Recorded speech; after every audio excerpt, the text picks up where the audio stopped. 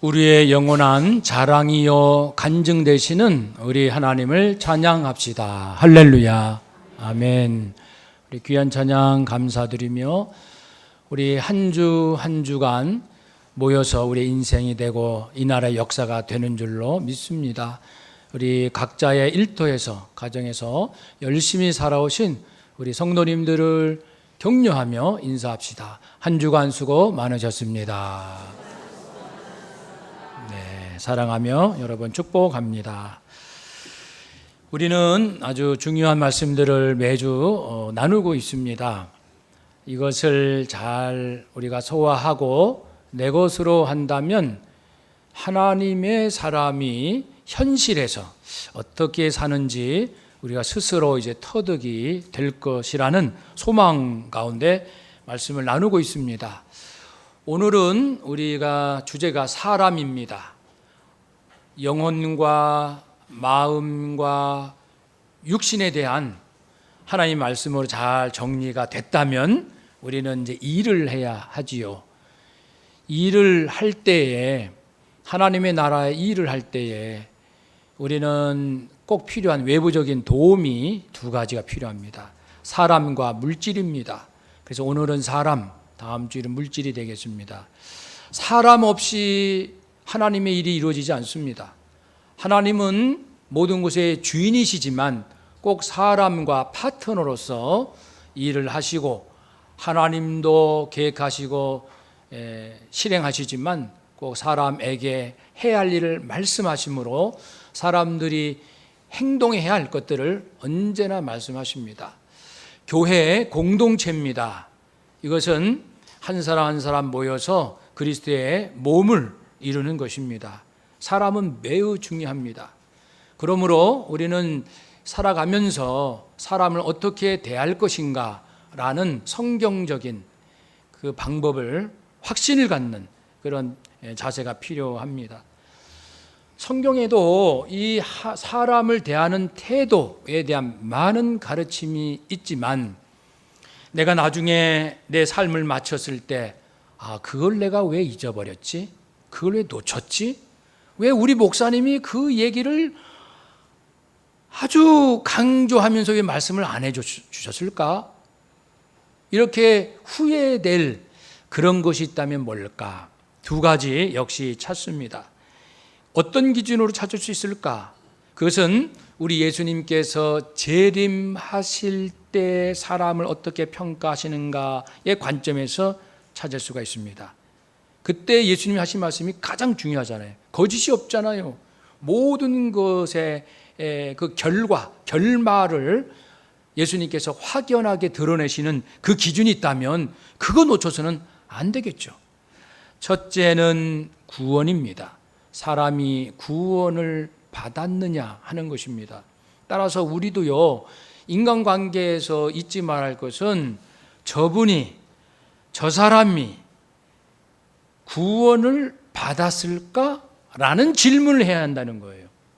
사람에 대한 관심을 갖는 방법도 여러 가지 있죠. 직업에 따라 또는 여러 가지 혈연, 지연, 학연 따라 사람들의 관심이 달라지겠지만 성도들은, 우리들은 누구를 만나도 동일한 질문을 우선해야 하는데 저분이 구원을 받았을까? 그리고 그분이 교회를 다닌다고 하면 한 번 더 질문해야 합니다. 저분이 정말 구원을 받았을까? 라는 질문을 던지는 거예요. 물론 그 사람이 구원을 받았는지 받지 않았는지 우리는 알 수가 없어요. 우리가 알 수 있는 영역은 아닙니다. 단지 아는 것은 그 사람의 입에서 제가요 하나님을 믿어요, 예수님을 나의 주로 믿고 내 죄를 고백하고 예수님을 나의 구주로 영접했답니다 라고 그 사람의 입에서 나온 말을 듣고 공동체에서 인정하여 세례를 베푸는 일은 우리가 할 수 있지만 진짜 그 사람의 속은 아무도 알 수 없다는 겁니다. 목사라고 해서 누구나 구원받는 것도 아니고 장로라고 해서 그런 것도 아닙니다.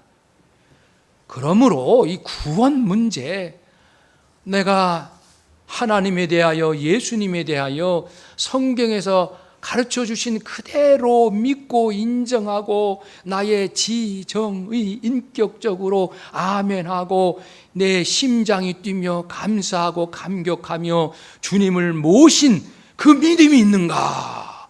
그 믿음이 있어야 구원받거든요. 그래서 저분이 구원받았을까? 이 질문을 꼭 해야 합니다. 구원은 성경 66권의 전체 주제이기도 하잖아요. 하나님께서 세상을 이처럼 사랑하사 독생자를 주셨으니 예수님을 주셨는데, 왜냐하면 예수님을 믿는 사람마다 멸망하지 않고 영생을 얻게 하려 하심이라. 분명히 예수님 오신 목적이 나와 있습니다.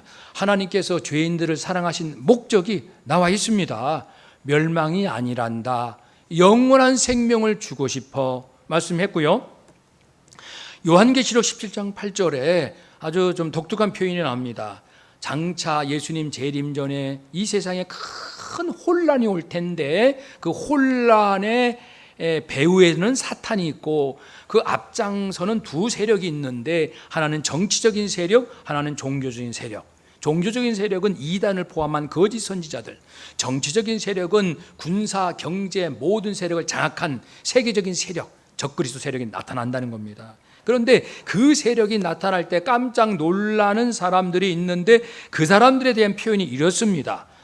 땅에 사는 자들로서, 이 땅에 사는 자들로서 창세 이후로 그 이름이, 그들의 이름이 생명책에 기록되지 못한 사람들이 있다는 거예요. 마지막 대혼란이 올 때에 아주 강력한 정치적 세력도 등장할 텐데 그것을 보고 놀라는 사람들이 있는데, 누구냐면은 생명책에 이름이 기록되지 못한 사람들, 즉 구원받지 못한 사람들이 굉장히 놀라는 일이 있을 것이다. 요한계시록에 보면은 두 가지 사람으로, 첫 번째는 예수 피로 죄 씻음을 받은 사람, 또 한 사람은 생명책에 기록되지 못한 사람, 이 두 부류로만 딱 정리가 됩니다. 우리는 여러 가지로 사람들 분류하잖아요. 방식에 따라 여러 가지 종류로 사람들을 하지만 하나님은 정확하게 두 부류로 나눈다는 사실. 그러므로 우리가 구원에 대하여 사람들에게 묻지 않는다, 관심 갖지 않는다는 것은 내가 나중에 아차, 내가 무슨 정신으로 그동안 살았지? 왜냐하면 그 사람과 헤어졌거나 그 사람이 먼저 세상을 떠났거나 내가 임종 앞에 있을 때, 다시는 그 사람 만날 수 없을 때 하나님은 깨우쳐 주시니, 내가 왜 그 사람 만날 수 있었을 때, 함께 있었을 때, 함께 직장 생활하고 함께 친척이었고 친구였을 때 왜 내가 예수님을 전하지 못했던가? 아차, 내가 정말 중요한 걸 놓쳤구나. 그렇게 후회할 것이기 때문에 우리는 구원에 대하여 사람들에게 관심을 가져야 합니다. 한번 따라 합시다. 그 사람의 구원에 관심을 가집시다. 아멘. 그렇게 구원에 관심을 가져야 내 영이 정신을 차려요. 그런데 누구를 보더라도 구원에 관심 갖지 않으면 내 영이 흐려지기 시작합니다. 분별력이 없어지는 거예요. 목회자도 마찬가지입니다. 저도 보면 그래요. 사람의 구원에 관심일 때는 제 영이 가장 민감하고 그리고 정신을 차리게 되는데, 목사이면서도 사람에 대한 그 사람의 구원에 관심이 없으면 그 다음부터 제 정신과 마음이 흐려지기 시작해요. 흐려져서 물질을 탐한다든지 명예를 탐한다든지 다른 생각에 사로잡혀, 목사라도 얼마나 이 위험천만한 일입니까? 그러니까 사람의 영혼의 구원에 관심이 없으면 내 삶은 서서히 무너진다는 것을 알 수가 있습니다. 두 번째는 오늘 이제 주로 다루고자 하는 내용이에요. 사람을 대할 때 우리가 잊지 말할 것은 내가 그 사람을 어떻게 대할 것인가 라는 부분입니다. 사람에는 여러 종류가 사람이 있어요. 그 행실에 대해서 예수님은 이렇게 말씀하셨지요. 요한복음 12장에 마지막 날 내가 올 때 너희들을 심판한다. 내가 일일이 할 필요가 없어. 내가 너희들에게 이미 일러준 그 말이 너희들을 심판할 거야. 내가 이미 너희들과 함께 있을 때 일러준 그 말대로 너희가 살았느냐 살지 못했느냐, 그 말이 너희들의 삶을 자동적으로 다 판단한다.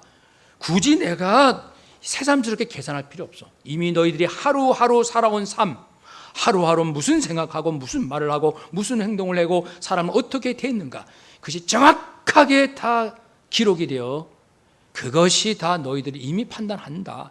내가 너에게 전한 말은 내가 한 것이 아니라 내 아버지께서 주신 말씀을 내가 전했을 뿐이다. 그러니까 너희들을 판단할 말은 아버지의 말씀이다 라고 48절에서 50절까지 말씀했습니다. 얼마나 중요한 사실, 우리는 지금 알고 있는 거예요. 세상 사람들은 몰라요, 자기 앞날이 어떻게 될지. 근데 우리는 압니다. 어떻게 안다고요? 예수님의 일러준 말씀대로 살았는지 그대로 내가 판단받는다는 것입니다. 예수님 뭐라고 말씀하셨죠? 아주 이렇게 모여지는 말씀이 있습니다. 아주 공통적인 원리처럼. 그것은 뭐냐면, 내가 너에게 한 것처럼 너희도 하렴. 요한복음 13장 34절에 새 계명을 준다. 서로 사랑하라. 내가 너희를 사랑한 것 같이 너희도 서로 사랑하라. 이것으로 우리는 평가받을 거예요. 마태복음 18장 33절에 내가 너희를 불쌍히 여김같이 너희도 동료를 불쌍히 여기라. 이것은 비유 가운데 있는데, 한 주인에게 빚진 종이 있어요. 1만 달란트, 엄청난 빚진 자. 그래서 늘 빚에 시달려요. 잠을 잘 수가 없어요. 그런데 주인이 뜻밖에도 1만 달란트 빚을 탕감해 줬습니다. 그런데 이 종이, 자기 동료 종이 자기한테 1데나리온 빚진 게 있는데, 그 동료를 만나자마자 멱살을 딱 잡고, 목을 잡고, 이놈 빚 갚어, 빨리 빚 갚으란 말이야, 뭐 이러는 거예요. 그러니까 그 동료 그 종들이 주인한테 일렀어요. 주인님, 아니 그 친구가 1만 달란트 탕감 받았는데 1데나리온 빚진 애 목을 잡고요, 막 빚 갚으라고 난리를 치고 있어요. 주인이 그 얘기 듣고 당장 불러와라 해서 옥에 쳐넣습니다. 여러분, 1만 달란트라는 것은 이게 어마어마한 돈이에요. 그 일용직 근로자가 먹지 않고 쓰지 않고 모은 20만 년 모아야 얻을 돈입니다. 1데나리온은 하루치, 20만 년치 빚 탕감 받은 그런 자기가 하루치 빚진 사람 돈 안 갚는다고 목을 잡는 거예요. 예수님께서 이 비유를 말씀하신 것은, 너희가 내가 너희들에게 베푼 사랑, 내가 너희들을 얼마나 불쌍히 여겼는지 안다면 사람들을 불쌍히 여겨야 된다. 요한복음 13장 14절 말씀에 예수님께서 제자들의 발을 씻기시면서 나는 너의 선생이다, 선생이 되어서 너희 발을 씻었다. 너희들의 발을 씻었으니 너희도 서로 발을 씻어야 된다. 씻어주는 것이 옳으니라. 내가 너에게 행한 것 같이 너희도 행하게 하려 본을 보였노라. 내가 너희들에게 얼마나 낮아졌느냐? 나는 성자 하나님이요 하나님의 아들이요 죄가 없는 자요. 그런 내가 너희들의 발을 씻기지 않았느냐?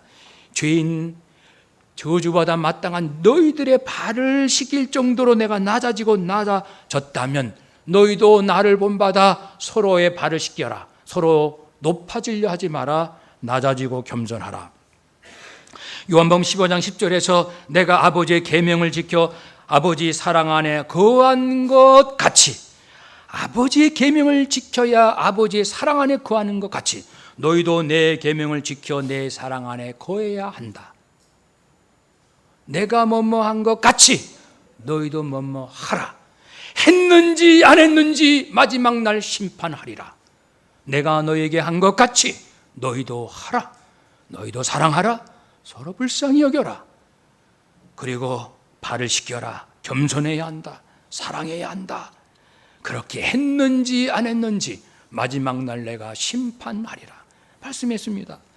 아, 그렇구나. 사람을 대할 때 예수님이 하신 방법대로 해야 되는구나. 이것이 두 번째입니다. 첫 번째는 구원에 관한 질문을 해야 하고, 두 번째는 내가 그 사람을 예수님의 마음, 예수님이 하신 것처럼 대하고 있는지. 그러면 조금 자세하게 살펴봅시다. 예수님께서 방금 그건 제자들에게 하신 말씀이잖아요. 예수님은 제자만 만나신 건 아니잖아요. 여러 종류의 사람을 만나셨어요. 크게 네 부류의 사람으로 정리가 됩니다. 첫 번째는 이리 같은 사람이 있어요. 그렇게 거룩하신 예수님한테도요, 이리 같은 사람들이 있다니까요. 일이라는 것은 복음에 대하여 끝없이 반항하고 냉정하고 잔인한 사람들입니다.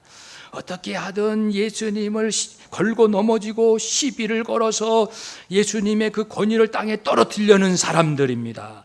간음 중에 잡힌 여인을 끌고 와서 예수가 어떻게 대답하는지 한번 그 쩔쩔매는 모습을 보고 싶다. 이런 심보를 가진 사람들, 고난주간 동안에 예수님께 권위의 문제, 세금 문제, 부활 문제, 율법 문제를 가지고 와서 시비를 걸었던 사람들, 대제사장, 서기관, 장로, 바리새인 등등. 모든 사람은 그런 건 아니지만 그들이 주로 적극적으로 예수님을 음해한 사람들입니다. 소극적으로 동조하는 사람도 있어요. 적극적으로 나서지는 않았지만 조용히 뒤에서 방조하고 헤롯 왕, 빌라도 총독, 회유당한 백성들, 이런 사람들, 예수님은 어떻게 대하셨을까 궁금하시죠? 마태복음 10장 16절 말씀에 내가 너희를 보냄이 양을 이리 가운데 보냄 같도다. 그러므로 너희는 뱀같이 지혜롭고 비둘기같이 순결하라. 한번 더 합시다. 뱀같이 지혜롭고 비둘기같이 순결하라. 아멘. 우리도 살다 보면 이리 같은 사람 만납니다. 아니, 예수 믿는 사람이라면 무조건 싫어하는 사람이 있어요. 어떻게라도 잡아먹으려고, 어떻게라도 걸고 넘어지려고, 어떻게 해서라도 안 되게 망하게 하려는 사람들이 있을까요, 없을까요? 2000년 동안 항상 있었습니다. 대한민국에 당연히 있습니다. 그들을 어떻게 대할까? 먼저는 지혜로워하라, 신중하라, 분별하라. 그들의 악한 행동을 잘 분별하라. 그래서 예수님께서도 그들 속에 자신만 천국 못 가는 게 아니라 남을 해유하고 남을 이렇게 거짓으로 이끌어서 남도 천국에 못 가게 하는 그것을 못을 봤을 때 독사의 자식들아! 이렇게 독사의 자식들아! 예수님께서 분명히 분별하여 말씀을 하셨습니다. 그렇지만요, 예수님께서요, 십자가 상에서 달려 계실 때 자기를 죽이려고 했던 로마 군병들, 배후에서 조종했던 그 서기관, 바리새인, 산헤드린 공회원들, 그 무리들 향해서 뭐라고 하셨냐면요, 오늘 본문에 이제 나옵니다. 33절에 보면 이제 예수님께서 십자가에 못 박히셨고 두 손목 발목에 큰 못으로 박히셔서 십자가에 달리신 겁니다. 34절, 우리 34절을 함께 읽읍시다. 이에 예수께서 이르시되 아버지 저들을 사하여 주옵소서, 자기들이 하는 것을 알지 못함이니이다 하시더니 그들이 그의 옷을 나누어 제비 뽑을세. 아버지 저들을 사하여 주옵소서, 자기들이 하는 것을 알지 못함이니이다. 예수님은 그들에 대해서 독사의 자식들아 라고 말씀하실 때도 있었지만 아버지 저들을 용서하여 주옵소서. 그래서 예수님은 사람을 향한 순결한 마음을 가지시면서도 잘 분별해서 하나님 나라를 어지럽히는 자에 대해서는 가치없이 하나님의 권위로서 이제 말씀을 지켰던, 복음을 지켰던 것이지요. 순결과 지혜가 함께 있어야 됩니다. 순결이라는 것은 부패에 오염되지 않고 복음을 100% 아름답고 순수한 생명의 복음을 다른 것과 섞지 않고 그 복음을 잘 그대로 지키는 것을 순결이라고 합니다. 그러나 순결 없는 지혜는 교활할 뿐이에요. 사람이 내가 지혜가 있어요. 근데 복음에 대한 순결이 없으면 내가 교활해집니다. 반대로 나는 순결해요. 그렇지만은 지혜가 부족해요. 그러면은 어리석고 무지합니다. 그래서 사람들에게 당하기가 쉽습니다. 예수님께서 이제 이 두 가지 잘 조화롭게 해서 너희들을 해치는 이리 같은 사람들이 곳곳에 있다. 그들을 향한 마음의 순결함은 지키되 그들의 행한 악함은 잘 분별하라라고 말씀을 했습니다. 두 번째 사람이 있습니다. 두 번째 사람은 삶에 지친 사람들이에요. 몸이 아파 지치고 경제적으로 어렵고 마음이 상하고 여러 가지로 도저히 살 힘이 없는 지쳐있는 사람들, 목자 없는 양이라고 표현도 되고 수고하고 무거운 짐진 자들로도 표현이 됩니다. 마태복음 9장 35절 36절 말씀에 예수께서 모든 도시와 마을에 두루 다니사 그들의 회당에서 가르치시며 천국 복음을 전파하시며 모든 병과 모든 약한 것을 고치시니라. 무리를 보시고 불쌍히 여기시니 이는 그들이 목자 없는 양과 같이 고생하며 기진함이라. 목자 없는 양, 인생 방황하고 있는 사람, 가난하다고 해서 모두가 힘들게 사는 거 아니에요. 가난해도, 우리 잠언에 나오잖아요. 가난해도, 그렇죠? 서로 사랑하고 그리고 서로를 존경하고 살면은 날마다 고기를 먹는 부자들보다 낫다 그랬어요. 부하게 살면서 매일 싸우는 집안보다 비록 가난한 집이라도 서로 사랑하면 여기가 천국이라고 하지 않았습니까? 그래서 목자 없는 양같이 이제 방황하고 삶에 지쳐 있는 사람들, 예수님께서는 그들에게 긍휼한 마음으로 치유하시고 회복하십니다. 따라서 합시다. 긍휼한 마음. 예수님은 불쌍히 여기시는 게 그런 사람들을 볼 때 무리들을 보고 불쌍히 여기시고 수고하고 무거운 짐진 자들아 다 내게로 오라 내가 너희를 쉬게 하리라. 돈이 아니야. 돈이 너희 인생을 쉬게 하는 것이 아니야. 직장도 아니야. 건강도 아니야. 지식도 아니야. 경험도 아니야. 사상과 철학도 아니야. 예수인 나다. 너희가 나를 만나면 너희가 쉰다. 너희가 쉰다. 너희들이 어떤 문제, 어떤 상황이 있다 할지라도 너희들은 오히려 기뻐하고 춤출 수 있는 심령의 자유함과 생명을 얻게 될 것이다 말씀했습니다. 그래서 예수님은 삶에 지친 사람 만나면 언제든지 병도 물론 고쳐주시죠. 귀신도 쫓아주시죠. 복음도 전하시면서 어떻게라도 그들을 살려주시려고 긍휼한 마음. 그래서 우리는 주변에 남편이 너무 지쳐있다, 긍휼히 여겨야 돼요. 너무 닥달하면 안 됩니다. 자식이 공부에 지쳐있어요. 더 잘하라고. 근데 지금도 오늘날도 그런 사람이 있어요. 공부를 잘해서 90점이면 100점을 맞아야 돼. 100점을 맞았으면 네 반에서 100점을 몇 명이 맞았냐? 또 이렇게 물어보고. 그런 부모가 정말 있더라고요. 정말 있어요. 와, 보통 우리는 이제 90점만 맞아서 야, 너 참 잘했다 이러잖아요. 근데 100점 맞은 애가 몇 명이냐? 너무 잔인한 것 같아, 엄마가. 그 엄마가 병들어서 그래, 마음이요. 이 안에 완전히 마음이 병들었어요. 사람을 불쌍히 여기는 마음이 없는 거예요. 지금 죽어가는 사람한테 왜 그거밖에 못해? 저도 좀 그런 모습이 있었던 것 같아서 회개를 많이 했습니다. 이번 기회에 회개 제가 많이 했다 그랬잖아요. 목회하면서 잘못 목회한 거 회개 많이 했습니다. 사랑하는 여러분, 긍휼한 마음 없는 그 어떤 것도 다 무효입니다. 그건 하나님 앞에 받아들이지 않습니다. 사랑 없는 것 아닙니다. 세 번째, 진리에 목마른 사람들이 있어요. 먹고 사는 데는 별 문제 없는데 인생이 뭐냐? 구원이 무엇인가? 정말 영원한 생명이 가능한 것인가?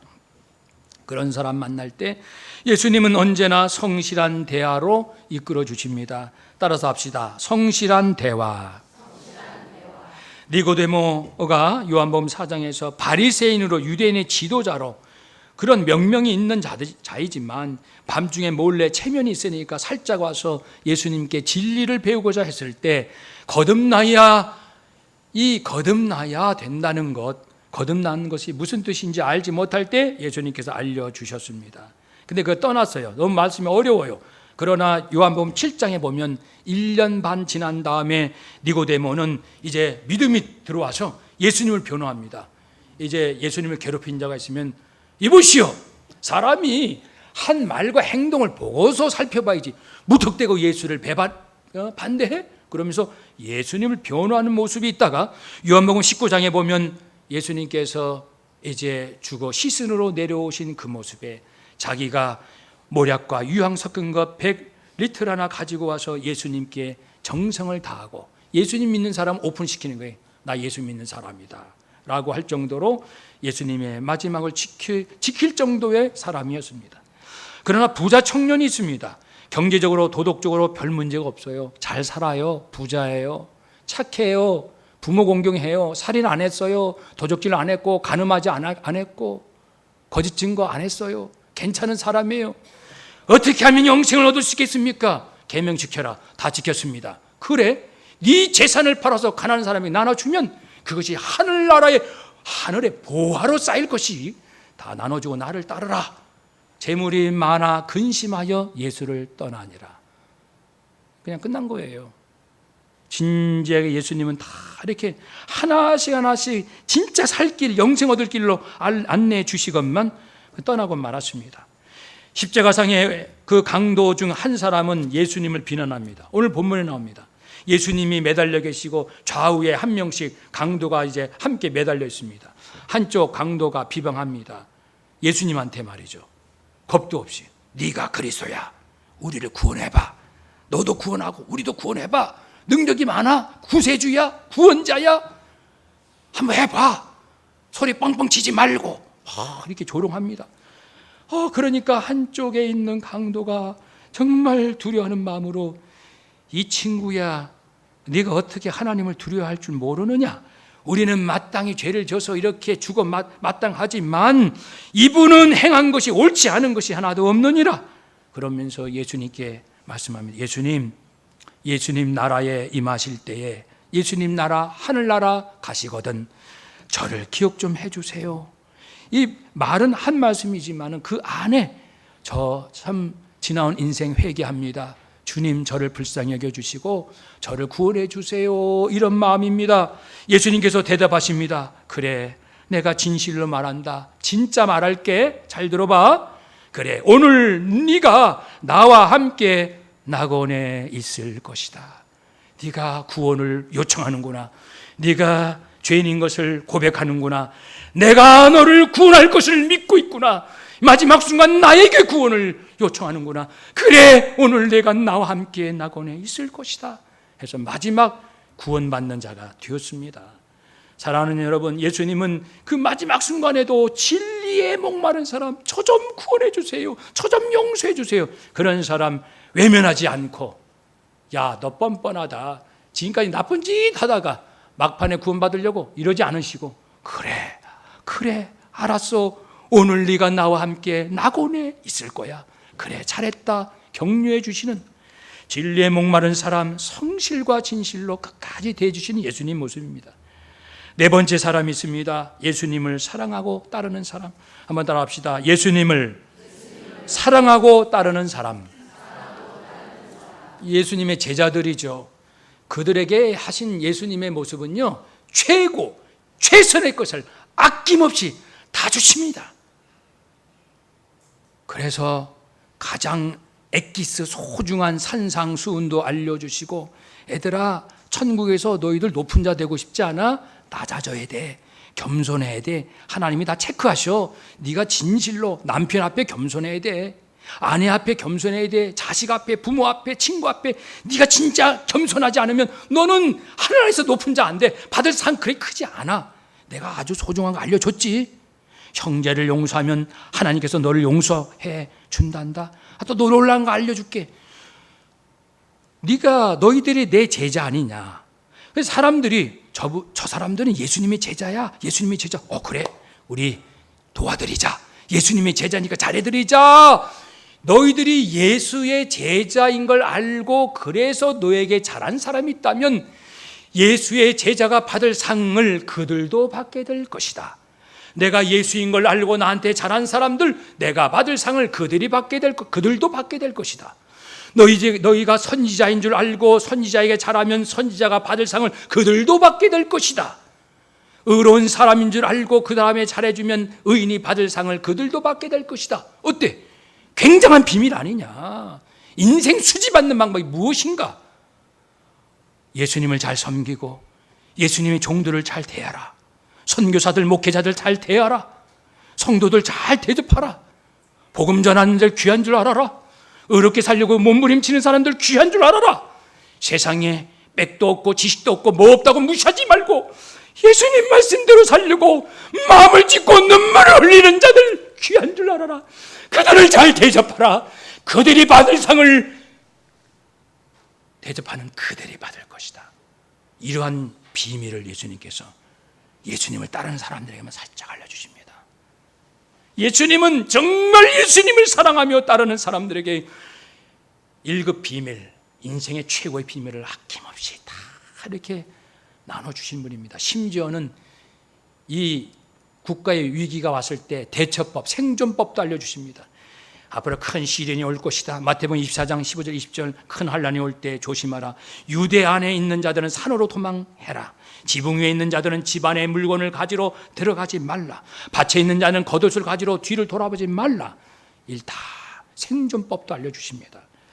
사랑하는 여러분, 예수님은 이처럼 네 종류의 사람에 대하여 이리 같은 사람에게는 지혜와 순결하심으로, 목자 없이 삶에 지쳐있는 사람들에게는 긍휼한 마음으로 내가 도울 수 있는 것은 도우시고, 진리에 목마른 사람들에게는 성실한 대화로, 예수님을 사랑하고 따르는 사람에게는 최고 최선의 것을 아낌없이 주시는, 이것이 예수님이 사람을 대하신 태도입니다. 사람을 대하신 방법이에요. 근데 한 가지 유념할 게 있습니다. 항상 유념할 게 있어요. 그게 뭐냐면요, 예수님 같은 분도 이러한 네 종류의 사람에게 최선을 다하셔도 언제나 좋은 반응만 있는 건 아니라는 겁니다. 좋은 결과도 있지만 굉장히 참 안타까운 결과도 있다는 겁니다. 이리 같은 그런 사람들, 끝까지 이리로 남는 사람들도 있고, 사울이 변화되어 바울이 변화된 것처럼 변화된 사람도 있고, 회개한 3,000명도 있고, 자기 친형 예수를 무슨 우리 형이 그리스도야? 라고 했던 친동생들이 나중에 예수 믿고 예수님, 우리 형님은 그리스도이십니다. 초대교회 지도자들 됐고, 이정훈 교수라는 울산대 교수는 불교 신자로서 자기의 사명은 기독교를 넘어뜨리는 것, 밥만 먹으면 기독교를 어떻게 무너뜨릴까? 어떻게 하면 교회를 망신 줄까? 어떻게 하면 교회에 흠집을 낼까? 그런데 탁월한 전략가였습니다. 이정훈이라는 사람이 있습니다. 대강고등학교 몇 년 전 그 법정 사건이 있을 때 그 조종을 그 사람이 했고, 또 우리 그 고속도로에 가면은 Jesus loves you라고 고려 은단에서 이렇게 큰 간판을 고속도로에서 Jesus loves you, 예수님이 당신을 사랑하십니다. 영어로 써놨거든요. 한글로 쓰면 또 거부감이 있을까? 영어로. 그것을 위헌 소송해가지고 기업고 그걸 끌어낸 사람이 이정은, 이 악한 사람입니다. 이 사람이 CTS, 기독교를 박멸하려면 기독교를 알아야 되니까 CTS를 계속 보다가 한 목사님이, 여러분 우리는 죄인입니다. 저를 따라서 해봅시다. 나는 죄인입니다. 이제 방송에서 하니까 죄인 하니까 속으로 웃기시네. 죄인은 무슨 죄인? 마음에 딱 그럴 때 혀에 번개가 내리는 거예요. 번개 같은 혀가 굳어지는 거예요.